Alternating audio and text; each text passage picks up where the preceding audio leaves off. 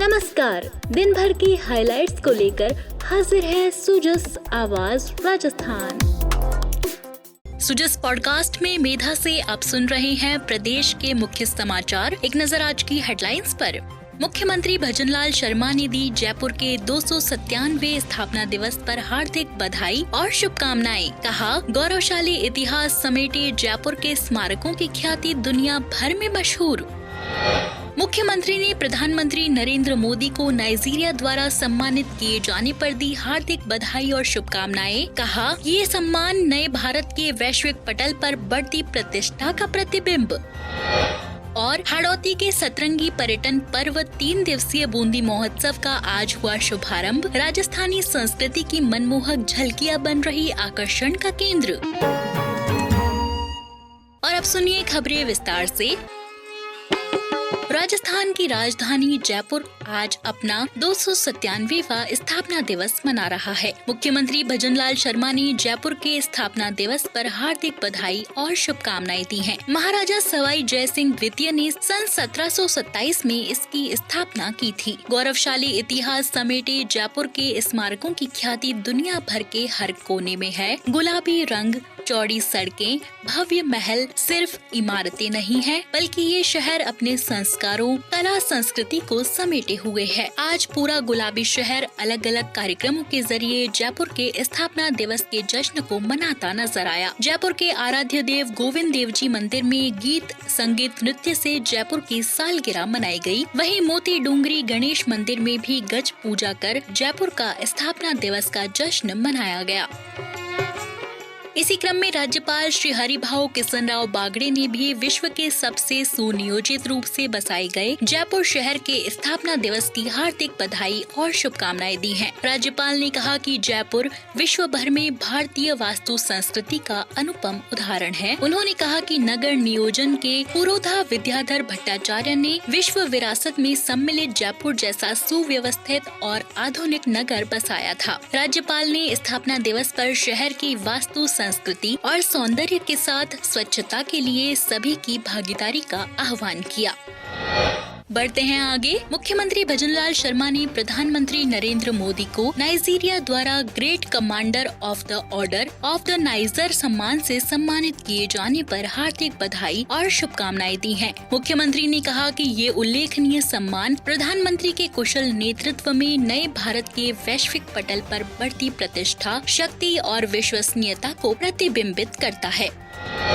मुख्यमंत्री भजनलाल शर्मा ने परमवीर चक्र विजेता मेजर शैतान सिंह के बलिदान दिवस पर उन्हें स्मरण करते हुए सोशल मीडिया संदेश पर लिखा, 1962 के भारत चीन युद्ध में अदम्य शौर्य और अतुलनीय साहस का प्रदर्शन करने वाले राजस्थान के वीर सपूत परमवीर चक्र विजेता मेजर शैतान सिंह के बलिदान दिवस पर उन्हें भावपूर्ण नमन। मातृभूमि की रक्षा के लिए अपना सर्वस्व बलिदान करने वाले वीर सपूत की गौरव गाथा सदैव हम सभी को राष्ट्र आराधना के लिए प्रेरित करती रहेगी।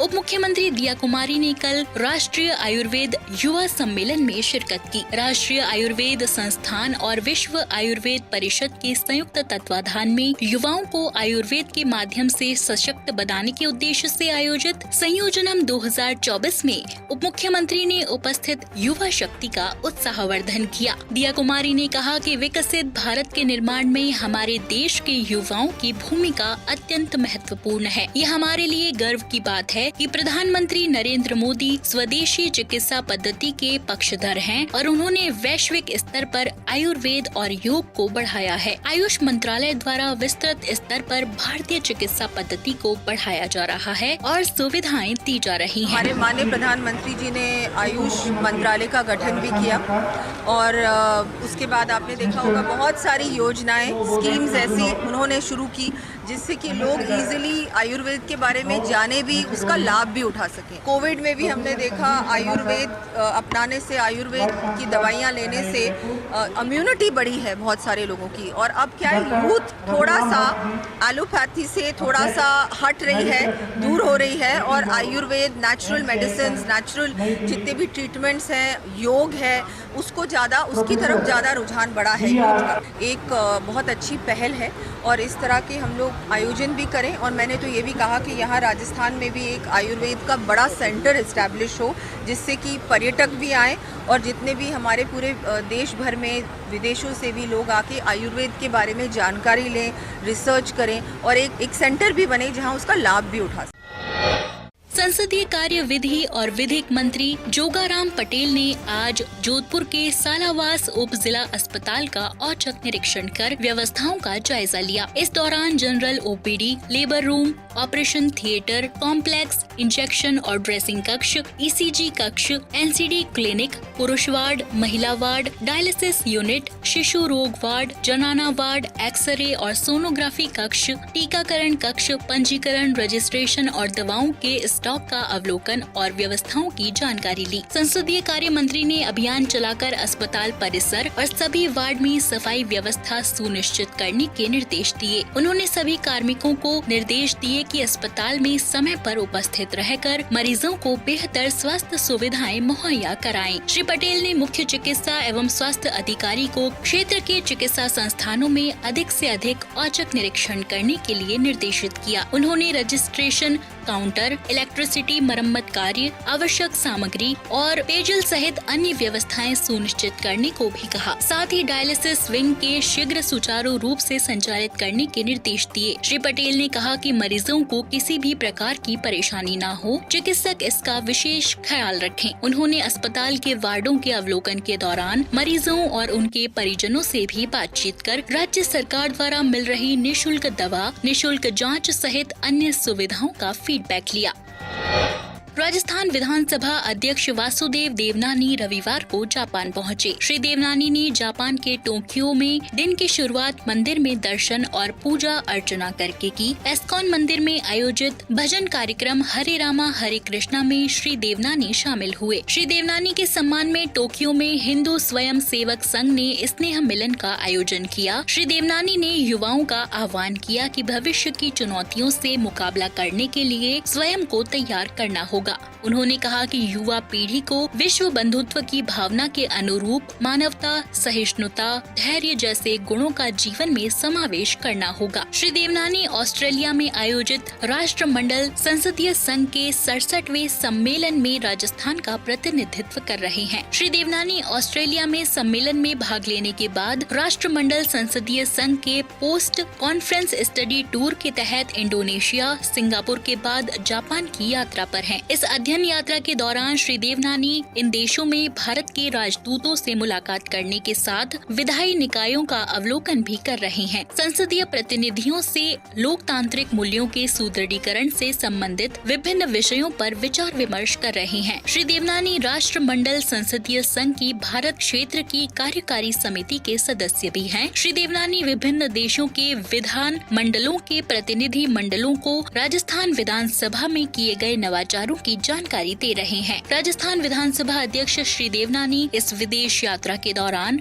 ऑस्ट्रेलिया, इंडोनेशिया, सिंगापुर और जापान में रहने वाले प्रवासी राजस्थानियों, शिक्षाविदों, विभिन्न सामाजिक संगठनों और सिंधी समाज के प्रबुद्धजनों से भी मुलाकात कर रहे हैं। और चलते चलते बात राजस्थान की कला संस्कृति को समेटे हाड़ौती के सतरंगी पर्यटन पर्व बूंदी महोत्सव की, जिसका आगाज आज गढ़ पैलेस में गणेश पूजन और ध्वजारोहण के साथ हुआ।